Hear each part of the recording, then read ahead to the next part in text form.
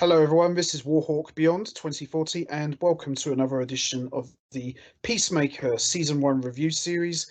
And today we are going to be talking about Episode 6, Murn After Reading. And we are joined once again by the Holiday Christopher Mace and Rex DeBoss 11. Guys, great to have you back here. And how are you both doing? Doing good, man. Like I said, as we're getting closer to the season finale, another good episode to definitely talk about. A lot of big stuff happening here. Rex DeBoss, how are you doing? I'm doing fine. Hey guys, how's it going? Let's talk about Peacemaker episode 6. So, episode 6 is called Murn After Reading. This episode was, I thought, very, very good. I really enjoyed this one a lot. Holiday, what did you think of this episode? Oh man, it picks up right where episode 5 left off, and then all of a sudden it was just interesting how who knew he was a butterfly, and everything going on, and now you're seeing that Peacemaker is the police are after Peacemaker in this episode, and what happens to one of the detectives that's and how this all plays up. You feel like by the end of this episode, shit's got real. In this next episode, by the ending, shit's just got real and hit the fan, and now more is coming. Absolutely. Definitely. Rex DeBoss, what did you think of episode 6? I thought this was great. I thought it was, once again, and we've hit on this before, but I want to pick up on this, the film aspect to this. Like, it's like almost like watching a short film, or if you watch 1 or 2 or 3 episodes in a row, it's almost like watching a movie. Like the whole series, when you break it down, for those people that are binge watchers, welcome to the podcast if you are a binge watcher, because I presume that people will start watching up on delay now. The series is actually starting to wind down. People will start to watch multiple episodes in clusters. If you take episode, say 1, 2, a bit of episode 3, etc., you break them down into 2 or 3 sit-ins, this can look like a film. And where I watched episode 3, 4, 5, and then 6 all in a row, it just seemed to just progress and get better and better and better and better as the time went on. And although towards the end of the last episode, as I said in the last review, it did get kind of dark, we picked up in this episode exactly where we left off in the good parts of the previous episode. We went straight back to the whole Peacemaker, great production, amazing production, HBO style programming. And I really enjoyed what I've seen. And I've got to say this once again, this series is a must see. Do not let John Cena being in this series affect your mind. Do not let anything negative that you have heard online affect your mind. Immediately go out. Even if you have just stumbled upon this episode that we are reviewing and been curious, go out now. Find this where you can find this and go and watch this. I highly recommend this series. Definitely. I agree.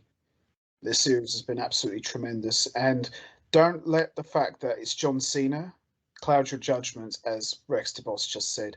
Watch it. You will be absolutely blown away by how good this series is.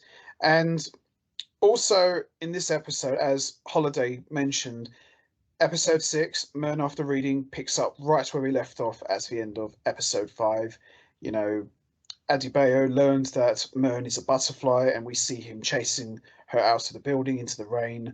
And this episode kind of just picks up from that. And we also learn in this episode, Murn reveals to Adebayo that the butterflies have come from a dying planet, and that the Goth butterfly led the others on Earth to dominate the world. And Murn is the sole dissenter.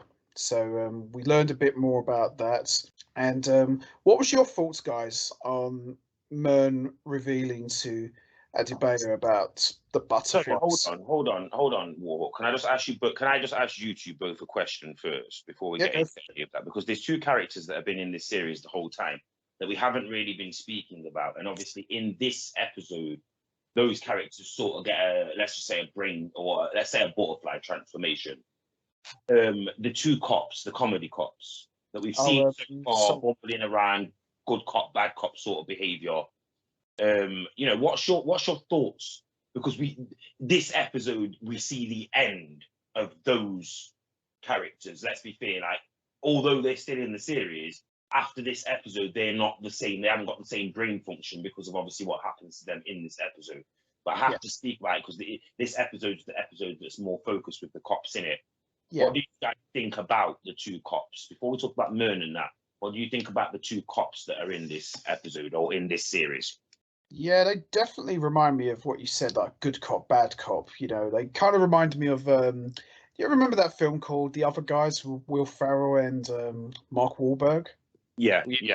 Yeah, that's what those two reminded me of. Like the girl, Song, she's like Mark Wahlberg's character, Terry, and the other guy, I forget what his name is. He like reminds me of Will Ferrell's character. The guy from Scary Movie. Yeah. That's what they both remind me. I just remember him from Scary Movie. We take this to our grave, Cindy. For those that know that scene, from the original Scary Movie film, that's all I remember. As soon as I seen him, I just thought Scary Movie. That's the guy from Scary Movie. Absolutely. What did you think, Holiday, of these two characters? I mean, they're definitely, you could tell who's the good cop, who's the bad cop, who's taking their job seriously, who's just like, why are you making such an issue of this and stuff like that. But as like Rex said, man, you pretty much get a very interesting twist of these characters during this episode that makes it even more interesting going further into the show. What's weird as well is how, and this might have been subtle to some people, but I actually noticed this. When let's just say bad cop, the one that's more hard-faced, the female, when she has her transformation, she reveals that the woman cares and likes the guy. Now that says to me that there may be some kind of like, she's got like a hidden attraction to him. Maybe he's married, you know, all them kind of things there. Like, you know, maybe she's the way that she is because she wants to hang around with him and she wants to keep him around. But she obviously has got some kind of hidden attraction. Now, of course, you can't take that from the program because by the end of this program, you know that they're not going to be thinking the same now, especially her. She's not going to be thinking the same now. So it'll be different. But up until this moment, up until this episode, these two are your quintessential, even though it's a man and a woman, they are a quintessential, you know, cop pairing of one's thinking one way while the other one's thinking a different way. Like, you know, the guy is kind of like, you know, let's take the job seriously when it's time to, but you know, let's enjoy what we do. And if it's time to knock off, there's no overtime involved. Whereas she's one of them, let's get the paperwork done, let's get everything done. She's straight. And you know, I like what I've seen with these two, although, you know, I would have liked to have seen a bit more of it, less of the Balkan School from Power Rangers stuff, and more of like seeing them actually potentially either joining the team because they realize that their thinking might be wrong and there is a higher power out there or a higher evil, or you know what happened to them, which is they become part of the higher evil, but because of the way that they think, they've still got some independent thinking from the hive mind of whatever these butterflies are. I think that the characters got a little bit too butterflied up in the end, and I think that after seeing what they were like in this episode, I think I kind of missed them, if you know what I mean. I kind of missed, like, can you bring back the two comedy coppers? Yeah, having these, you know, I don't want that no more. I want the comedy cop characters back, and they are missed after this episode. These two characters are. Yes, and they're still in the program, but from what I've just said, because they get changed, like we don't get these two versions of the characters anymore. And trust me, they are missed. They're missed later in the episodes. Oh, absolutely, especially the way they go as well. You're just like, oh, I would have liked to see more of them. You just got to understand that what they were, and then she quickly got what happened to her. So it was like, no. Even though she's still got it was nice to see that they took her and like, because she's got the leadership skills, so that made sense. That actually kind of made sense. But I don't know, because I don't want to get into anything negative, but it's just I had to ask that question about those two characters because I feel like they are really missed in the series after this. Yeah, I definitely missed. Yeah, you could tell, like, you see the big transformation as you go into the show, like I said, because now you know that Murr's a butterfly, and then you find out that Hardigan knew he was a butterfly, and she figured that out after episode 3 when the explosion didn't really affect him too much when the explosion happened, trying to save Peacemaker and Vigilante. And she said, she reveals that even John knows, but John likes to put his fingers in his ears and ignore it. And then when he comes in, yeah, he's a butterfly. La, la, la, la, I don't know anything. I know nothing. And he's trying to play it off like he doesn't know anything. It's just the Amanda Waller. Sorry to cut you off, Holiday, but that's the Amanda Waller effect. Yes. He's scared that if he knows that information, he will then be forced to use that information against people. And that's not what his character likes to do. And we've seen that throughout the Suicide Squad films and in this, that he gets under pressure when he's forced to make decisions. And because he hasn't got Amanda breathing down his neck, as I said in one of the previous reviews, he's prone to make bad decisions. And he knows this. So when people try to approach him with that kind of information, his brain doesn't want to process it because what he doesn't know, literally in his mind, can't hurt him. That's true. I agree. Also, in this episode, we see Peacemaker's father is released. Even, Locke was quite annoyed about that. And we now see the tables have turned. So now Peacemaker's father's out of prison and there's a warrant for Peacemaker's arrest. So what did you think of that scene where they wanted him out for his arrest? What was your thoughts on that, Holiday? It's interesting because, like I said, you see his father getting out of prison. He gets picked up and he goes, what do you want to do first? I want to get my dick sucked, and then I want to go kill my son. Just bluntly to the point. These are his two things he's going to do. He's going to get that, and he's going to kill his son. And then you see they make it obvious what type of girl that he wanted to get his dick sucked by. Yeah, they did.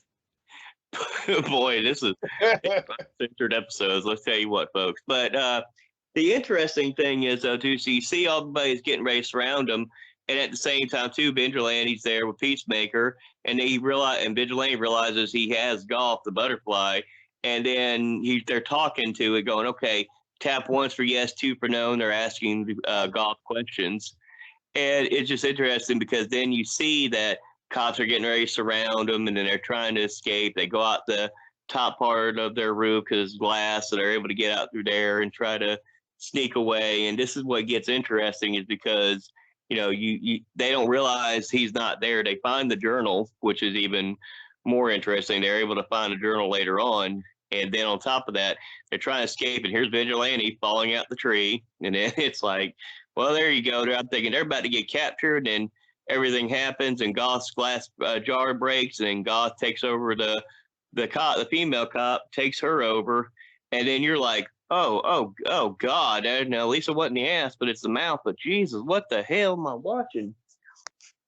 And a pretty sight that wasn't, even though we'd already seen it like before in the series, like the transformation effect is just not a pretty sight. Let's be honest. It is something that honestly, like, some people would probably end up throwing up at that because it is horrible. It's not a nice thing to see to happen to anyone. I mean, I will say about the whole process between where Vigilante keeps asking questions that are not yes and no questions. That was hilarious.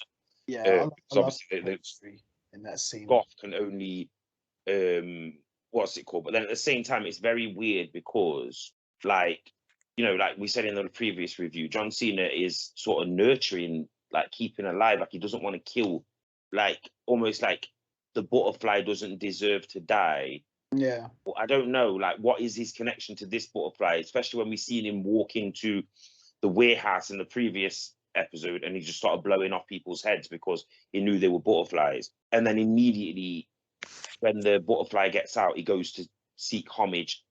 I actually thought that now we would get another version, like another version of Murn, but like John Cena maybe would follow this version because, as in, he had more of a connection with Goth. You know what I mean? Yeah. Like, Goth, let's be fair, since episode 1 till now, he's got more of a connection with the butterfly Goth than he has with Murn. The original Murn. So for Murn, like in this episode where everybody starts to find out that Murn is what he is, and then we all learn that the cop gets turned into another version of this, obviously the goth butterfly. Yeah. It's weird because I think to myself, surely then the goth thing wouldn't be a world domination thing now. Surely she would start to think more like what Murn thinks like, because of John Cena helping her. And I know that we find out later on what the purpose of these people is, but Cena didn't do bad to them. Like, you know what I mean? Like, there's questionable things in this with the actual taking over of her body and it being that butterfly, not any other butterfly, specifically being the butterfly that John Cena looked after. Why would, even with her thinking, why would the butterfly then immediately still continue to go against the Peacemaker? Surely it would be immediately trying to get Peacemaker on, or maybe I just missed out on that in this episode, because we do get that later on, but you know, that we can't talk about now. But we do get the Bond like trying to attempt to sort of speak to Peacemaker, but we don't get that in this episode. That should have been her first port of call, if you ask me. Once she transformed, or once Goth got out of the jar and then got into her brain, she should have then immediately have tried to explain what the hell was going on. Yeah, I think that's part of the issue with that, is that that's how it played out, because like I said, once she starts transforming into Goth, then at the same time Peacemaker and Vigilante are trying to make a run for it, and then you see the police chief that was helping make sure that, trying to keep his dad's in there, you see him as they get surrounded, and you see him just start shooting everybody, all the other police officers, and they continue to run so they can get into the car and escape. And then you see her confront the police chief and as Goth, and he's like, "Oh, they just got away," and he's pretending like they killed them all, and they're pretending, and this is what tragedies happened. And then you get the police officer then goes to the police station, and you see her get on the computer, and it's just a bunch of random alien tech. You see all alien communication, and that's what made it interesting too, because then she turns around, looks at her partner, and says, "She was really fond of you." What do you mean she was really fond of me? Are you okay? Yeah, I'm fine. You enjoy this while you can. Yeah, exactly. Yes. I mean, like, why did she immediately go into the destruction and takeover of all of these people, rather than, you know what, maybe I should be looking at this different. Maybe this is where, and I think I've only just really put this together now. Murn should never have existed. She should have been Murn. As in, like, I agree. She should have come into the series now to give them guidance, so that they can then learn what all this butterfly thing is about, rather than having a butterfly on their team and then her then immediately, even though she's been looked after by Peacemaker, she then immediately, when she gets free, her butterfly instinct tells her to take over another human, and then that human's instinct is to immediately then call upon her alien creators or whatever to send more, so they can then get more resources to take over whatever they need to do. We need backup, basically. Would you have Murn as the cop and Song, that's the one who got taken over by the butterfly? Would you have had Song on the team instead? Would you have swapped the two characters' roles around? Either way, you got to look at it. Like, they had an opportunity here to have, like you say, Murn could have been the cop from the start, or he could have been on their team but been human. Yes. But then this is the episode where or even just better than that, they could have had the jaw-breaking episode 2 when they first captured or episode 3 when they first captured it. Yeah. We don't know where the butterfly's gone. And then all of a sudden, at the end of the episode, we then see Murn doing that. That would have made perfect sense.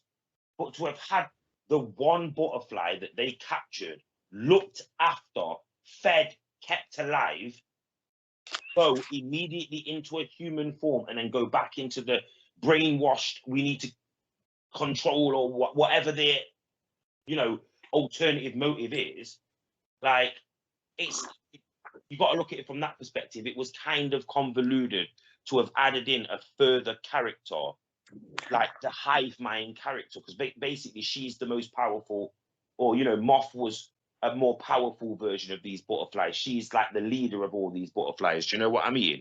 Yeah. Or maybe she just assumed that role because of the human's characteristics of being a powerful person. I don't know. Surely this should have been either a different character, or surely this should have been dealt with in a slightly different way, because this just added more, I'm going to use the word now for the first time, convenient layers. I like layers, but I don't like when the layers just add certain forms of convenience. Like, oh, the butterflies are in danger. We've already killed one of their main, people in Goth, and we've captured the thing in the jar. We know eventually the butterfly is going to get out of the jar, but who's the butterfly going to go into? And out of all the characters they picked, possibly the weakest character, because she was, honestly, like, you got to think, if you're thinking who could the butterfly get into, the dad would have been one character that I would have looked at. He would have the most sense. Even the neighbor, the cheeky neighbor, the guy who I think might be the Mad Hatter, he would have been somebody who would have been a better character than her, because she was just doing her job as a cop.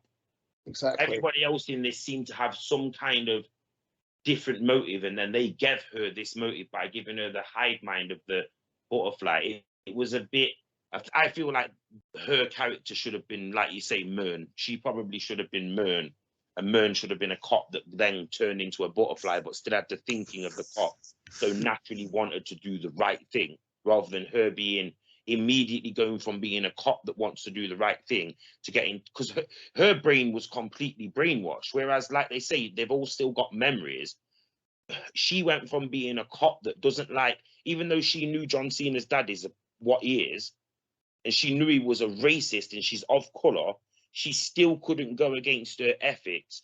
But when she got taken over by the butterfly, she showed none of those characteristics outside of being loyal to the butterfly hive mind. Yeah. And I think that's the difference with Murr, is that Murr, when he took over, when the butterfly took over him, the butterfly looked at what he's done, all the horrible things, and made a choice to want to do something different, and had disagreements with all the other butterflies where he explained, this man's done horrible things, and I remember everything horrible he's done to people, and but I disagree with what the butterflies are trying to do, and so that's why I'm trying to stop them, and that's why we're going to go after the cow.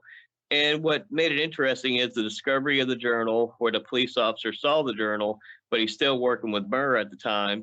So he takes the journal and he hides it in his office. And then we have the setup here closer to the end, where, you got the butterflies are all coming, and then the ladies, the female cops out there, she's waiting as Goff, and all the butterflies come out, and then you see shit's about to get real.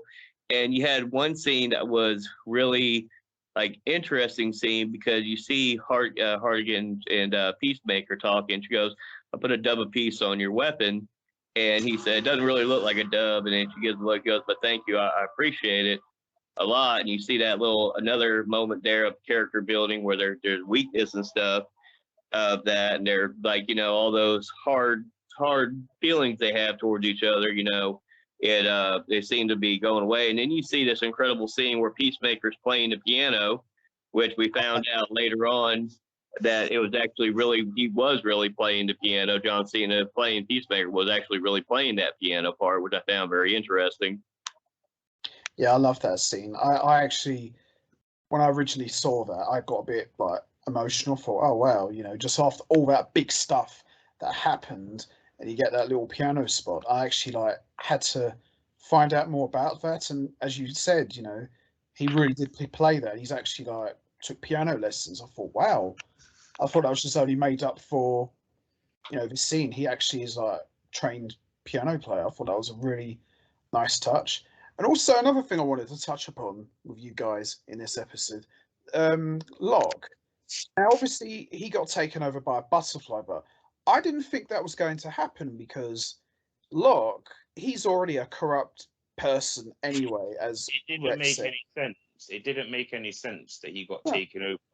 Because he's evil anyway. Surely, if they retain memories from the characters that the humans that they've taken over, surely immediately he would have been exposed then as somebody who had secrets and knew things about the butterflies.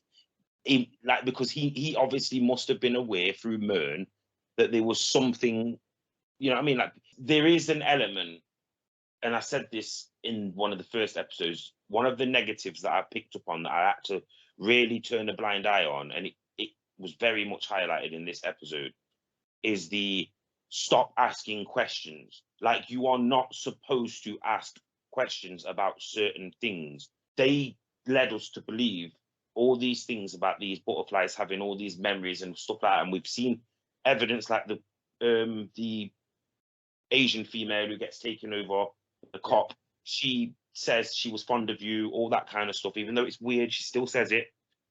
But when he gets taken over, surely that would be the moment where he would be then exposed for being somebody who knows things about the butterfly people, because he was working with Murn.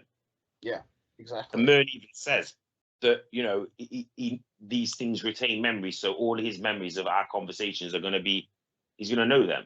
So I'm thinking maybe we shouldn't have turned him. Maybe he should have been the one guy that was hiding somewhere. But then in the end, maybe it turned out, because I still think he's a snaky character, he's still working for the butterfly people. But this was one of those moments where you could really tell that they could have done with maybe 2 extra episodes. Yeah, I think maybe 10 episodes altogether would have been more than enough to spread things out. This jumped so quickly from, and like I said, I don't want this to just turn out to be, because all the other reviews have been very positive, and this was a great episode. It was. It was just because, as I said, subjectively going back and watching this, it did leave me asking the most questions about.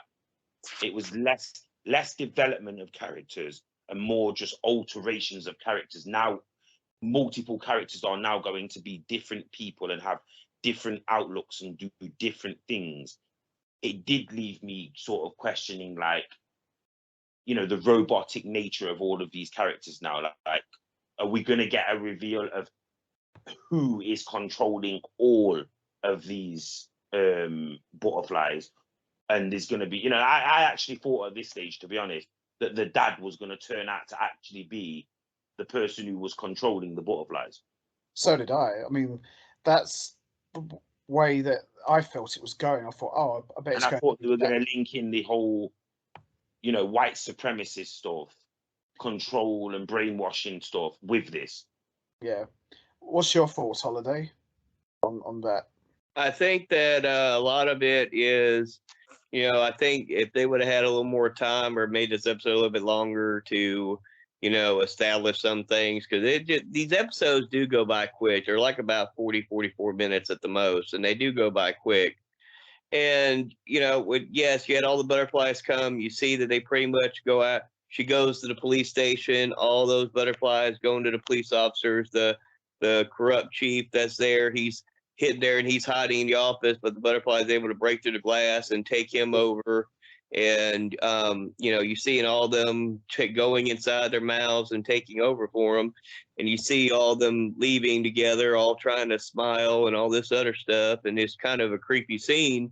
And then you, like you said, you get to the end where, you know, the police chief's on there and he's talking about, we discovered this journal and everything that's happening about butterflies and everything like that. And it's all Peacemaker's fault. He killed all these people. He did all this stuff. We have proof of this journal that proves that he was doing all this stuff, because Vigilante looked at him and said, I thought you said you didn't have a journal. He said, I don't have a fucking journal.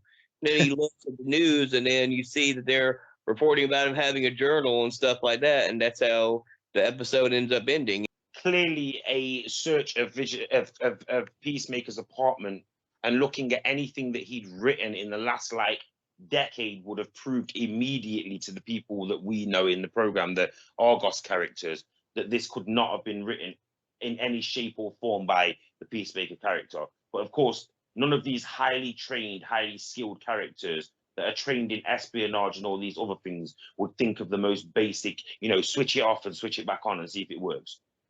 No, they wouldn't. You know what I mean? Like they literally, the moment that book was put up in front, John Cena's character should have just gone and got a piece of paper and say, that's not even my handwriting. Yeah, no. You know, maybe they took steps, and we're supposed to believe that they took steps to find out what this guy writes like so they could copy his writing and all that. But that did not get mentioned at any point, nor did it seem like, you know, and like I said, this episode, and I'm going to say this episode was the butterfly episode. It was the episode that was more based on what the butterflies are and what they are doing, more than it was based on the actual characters involved in the episode. And that's probably where this episode did leave me asking way more questions. Like, you know, I felt like the start of this episode should have been delayed a little bit, like the whole, oh, did you know this has happened? No, but that should have been dragged on a little bit. I feel like we should have got other parts of the episode. This episode was a little bit out of order, if you ask me. Like not out of order as in like offensive, but I mean out of order. Like the play order was a little bit weird in this episode. And you know, like Holiday just said, maybe it was a timing thing, and this is where they decided to push certain things back on other episodes. And you know, you do get this sometimes in the middle of series, don't you, where you can tell this may have been part of the last episode or the next episode. Some of the things might have been, but they decided to put it in this episode. I definitely feel, especially the last 5 to 10 minutes left of this episode, it definitely felt like season finale sort of feel to it, because, you know, as you guys said, you know, Locke reveals the diary to incriminate Peacemaker, and then we see Peacemaker's father with his followers puts on the white dragon armor, which, I'm not going to lie, I actually thought for a second it looked like Shredder's suits from Turtles, from Teenage Mutant Ninja Turtles, a little bit.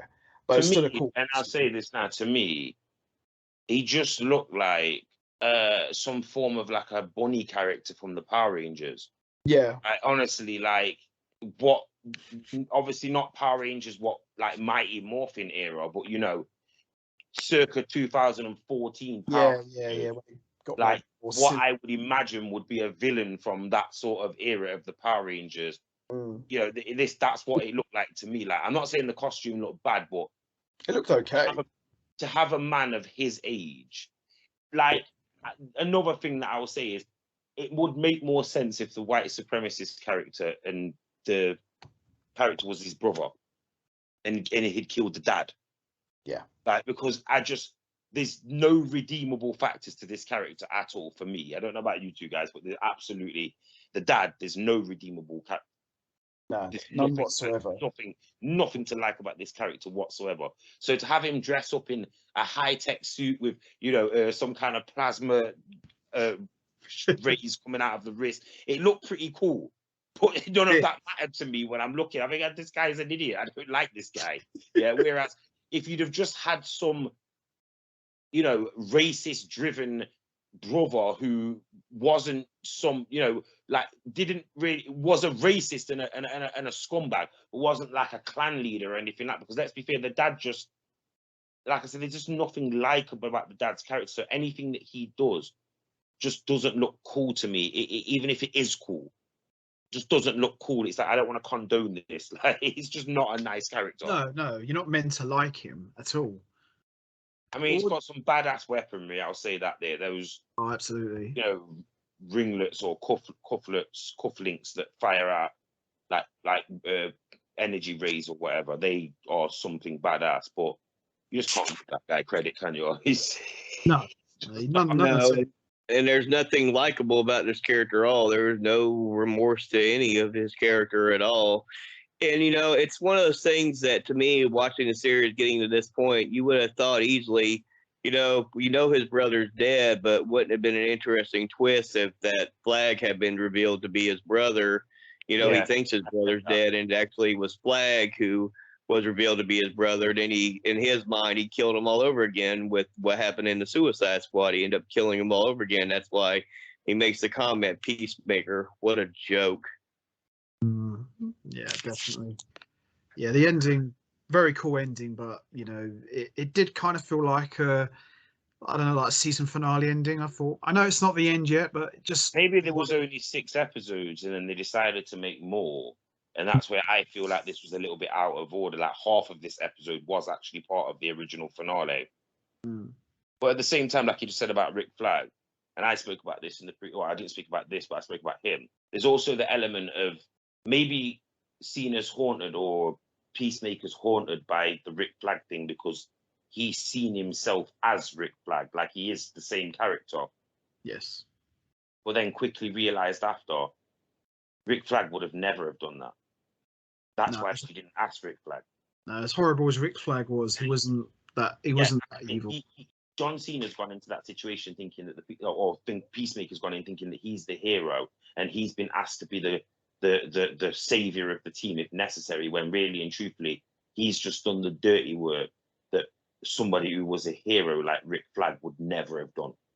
No. Whether Rick Flag came across he's pretty much the fall guy, and like you said, you could tell with episode 6 what Amanda Waller's daughter did, setting up that diary. Even if they hadn't become butterflies, I mean, they have now evidence that could tie everything together with Peacemaker, blaming Peacemaker for everything, and getting rid of the fact that they was part of a Black Ops team or anything. And this episode, to me, it's just one of those. This honestly was probably, out of all the episodes I've watched, probably my least favorite episode, just because of the fact that I feel like everything got rushed like all at once. Like I had that feeling that maybe this was the season finale. They decided let's go ahead and do 2 more episodes. Let's go ahead and make it an 8-episode season, and let's just go ahead and have a conclusion to this story instead of making people hooked. Let's go ahead and tell the whole story now instead of saving something for later on. So I feel like this is the only episode where I feel like not everything was fleshed out. Everything was pretty much kind of rushed. Yeah, and that's how I feel about this episode. I'm going to give this an early rating of a 7, and I know that's quite low from the 9s and 10s, but honestly, this left me. This was the first episode where, and this was the first time I watched it as well, I just was like, right, enough now. As in, not that I didn't want to watch any more of the series. I know what you mean. I was satisfied of what I'd seen by the end of it. I'd almost actually become okay. This was the first time that I'd become okay with, right, I'll just wait until next week to see what happens. Like, as in, like, this was the first episode when I didn't want to just go straight into the next episode. I wasn't curious at the end of this. I had seen enough of the Peacemaker by the time that I watched this episode. And I only watched it on its own. And I think with me, I would actually give it a 6 out of 10. I don't think it was a bad episode. I think what they did was they rushed too much and crammed too much into this episode at one time. And I think speed and the pacing. As I said, I worried about this at the end of one of the previous episodes about taking drastic turns, and this episode took like 3 or 4 drastic turns in pacing and stylizing. And one thing I'll say, and I'll even draw in the dad's costume again, we could have done with a little bit of Arrow vibe and filming stuff in the dark here. Yeah, definitely. Where these episodes are all filmed in broad daylight in the middle of the day, it felt lifeless. Like some part of this felt lifeless. Like, where are the normal human beings and stuff? Where are what you would see in any other superhero film? Where's the casualties? Why does this village feel like we know what Gotham and Metropolis, they are things that are secluded in certain areas. We get different locations. This feels like wherever we are is like the smallest village in the middle of nowhere. Yeah, I agree. And I think, like I said, this episode, just felt like it was rushed. Some of the best scenes was, at the beginning when, you find out who all knew about him, and then the piano scene.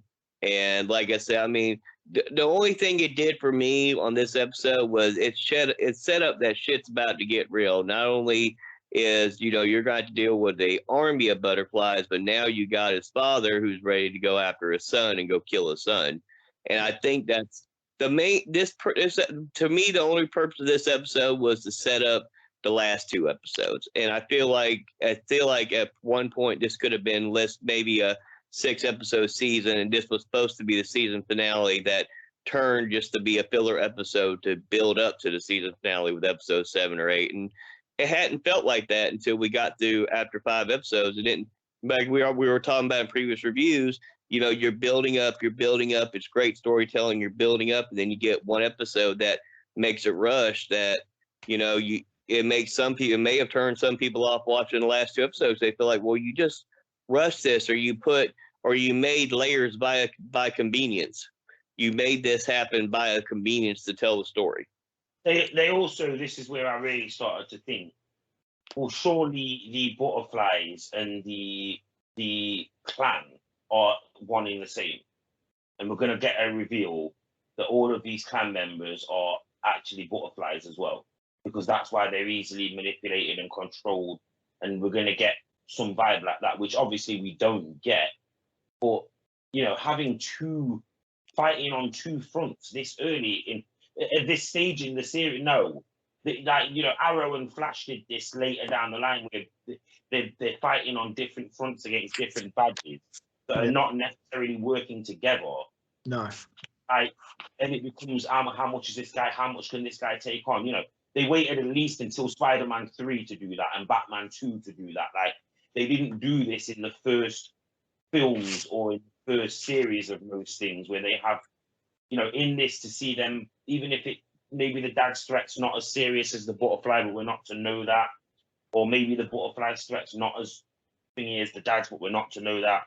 It felt like them fighting, like Holiday said, it's so rushed. It felt like we just got this rushed episode just to give us 2 different versions. Like, almost like this should have been, we should have got the episode where he fought against the dad now. Yeah. To end the beef with the dad. And then we should have got the progression of the butterflies, and then them building like an army of these coppers or whatever turned into butterflies. This felt like they crammed in at least 2 or 3 episodes into one year. Yeah, Well, I think also, too, they could have done, too, is reverse the episodes, kind of change up some of the scenes between this episode and episode 7, had him do what happens in episode 7. Well, I won't spoil it here. We'll talk about it in the next review. But switch the episodes around, and then I think we would have a different story right now. I said it at the start of this run, like this downward negative spiral of this review.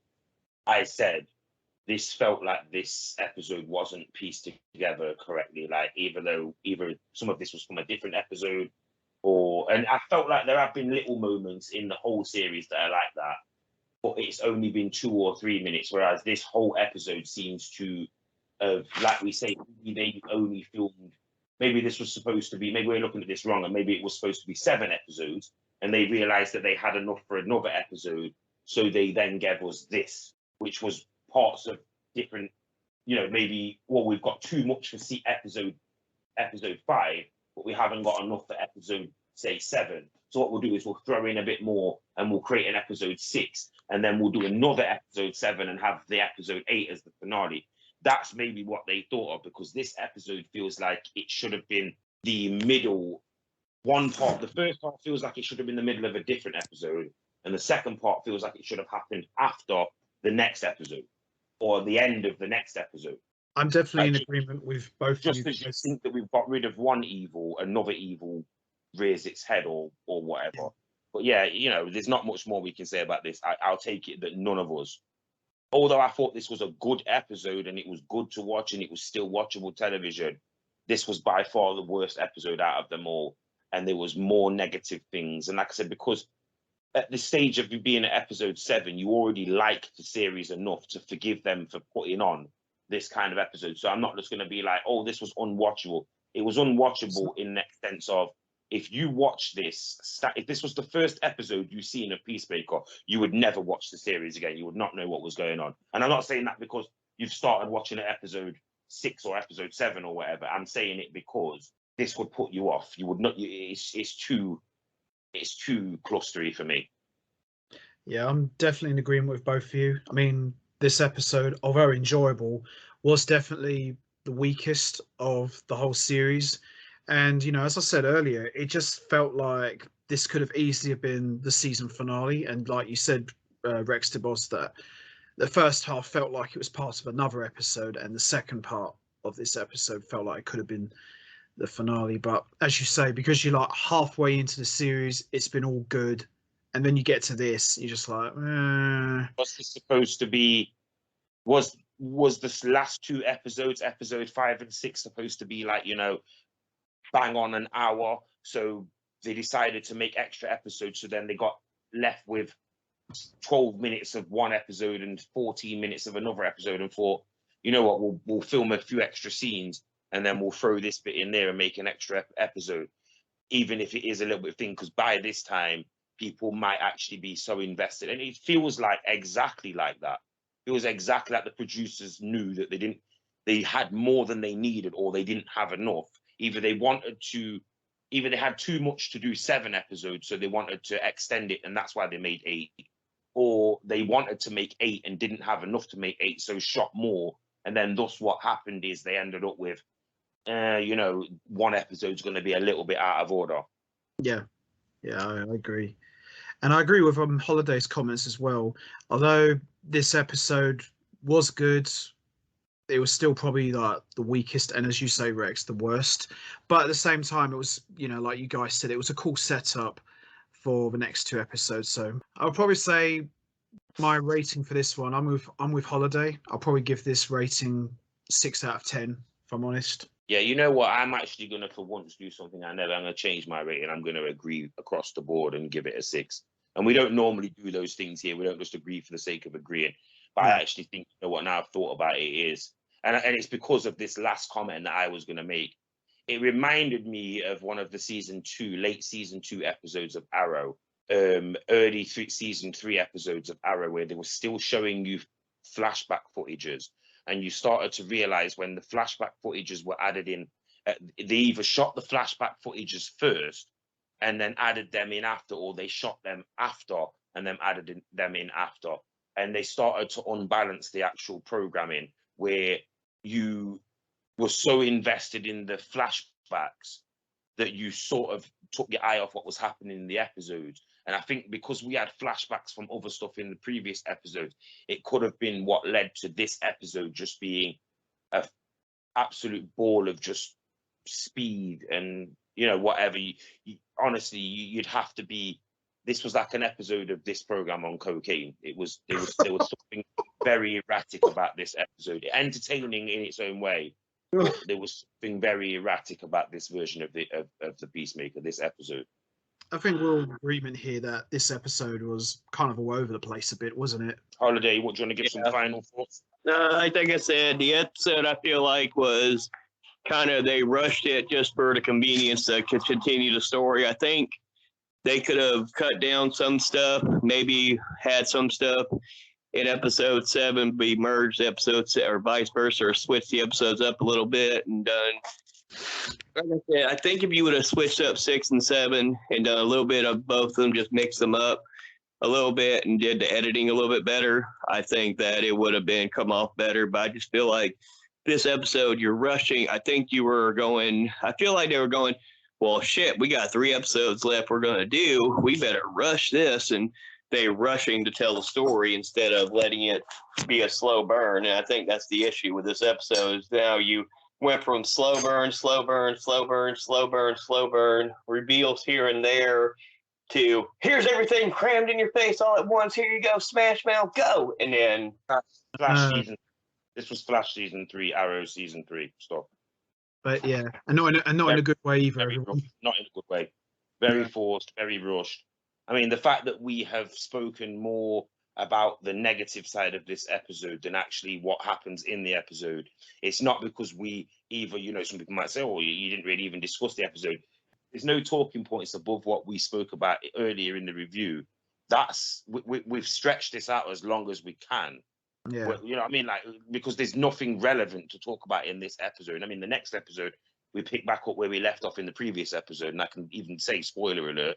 But for this episode, it didn't quite leave a bad taste in my mouth. But now I've looked back on this episode subjectively, and honestly, it was the worst. And it will stand out. People will look at this episode, and if you binge watch it, you might not notice because you watch everything in a row. But if you were to watch these episodes at different times, you would know that this episode stands out massive. And not for the right reasons either. So that is going to be it from us. We are going to wrap this up now. What was your thoughts on episode 6? Do you agree with our comments? Did you enjoy this episode, or did you not enjoy this episode? And also, What was your thoughts on everybody being taken over by butterflies? And in regards to the ending, do you think that was more of a season finale ending, or do you think it was fine for what it was? You know what to do, guys. Hit the like button, hit the subscribe button, leave your thoughts and comments down below, and we will see all of you next time for another edition of the Peacemaker Season 1 review series, where we are going to be talking about episode 7, and which, by the way, makes up for this one in a big way, and we'll talk about that in the next edition. So until next time, take care, everybody, and stay safe. And once again, as always, much appreciated. Thanks for listening. And Brexty Boss, Holiday Christopher Mace, thanks for being here as always. Pleasure. Have a good one, y'all.